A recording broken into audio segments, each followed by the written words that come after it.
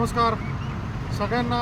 आज 3 जून जागतिक सायकल दिनाच्या हार्दिक हार्दिक शुभेच्छा. आज हा जागतिक सायकल दिन आहे. आज आम्ही PCNDTA सर्कल ते भक्ती शक्ती अशी सायकल राईड केली. काही लोक गावात मेट्रो इको पार्कमधून देखील आली होती. आज एक संदेश फक्त द्यावासा वाटतो की प्रत्येकाने आपल्या घरामध्ये एक तरी सायकल खरेदी करून ठेवावी. याचं कारण असं आहे, सायकलमुळं मेन तुमचं आरोग्य तर खूप चांगलं राहतंच.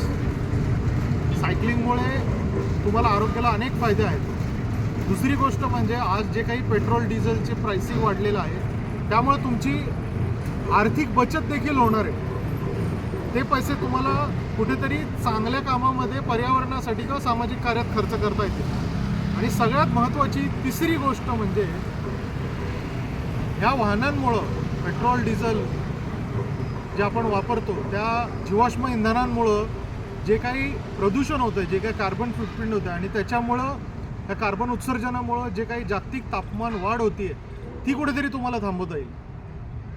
आज या सायकल दिनाच्या माध्यमातून ही आजची भक्तिशक्तीपर्यंतची फेरी काढायचा एकच उद्देश असा होता की संत तुकाराम महाराज जे भक्तीचं प्रतीक मानलं जातात आणि पर्यावरणामध्ये त्यांनी झाडांच्या बाबत जे एक अभंग लिहून ठेवलेला आहे, वृक्षवल्ली आम्हास वगैरे, ते एक प्रेरणादायी आहे. आणि शिवाजी महाराजांनी जे महाराष्ट्रामध्ये किंवा एक स्वराज्य जे निर्माण केलं तसं एक स्वराज्य पर्यावरणामध्ये तयार व्हावं.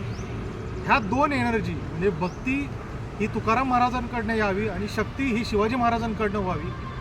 तुकाराम महाराजांचं पर्यावरण आणि शिवाजी महाराजांचं स्वराज्य असं पर्यावरण स्वराज्य तयार व्हावं, आज ही एनर्जी मिळावी, त्यासाठीची आजची राईड होती.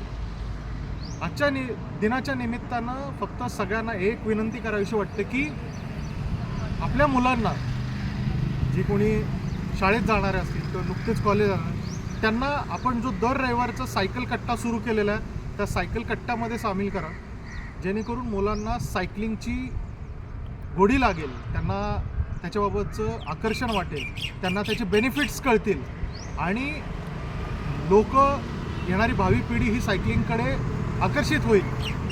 आणि सगळ्यात महत्त्वाचं म्हणजे आज एक शपथ घ्या की कमीत कमी तुमच्या सहित 5 लोक तुम्ही ह्या सायकलिंगमध्ये लोकांना जोडाल.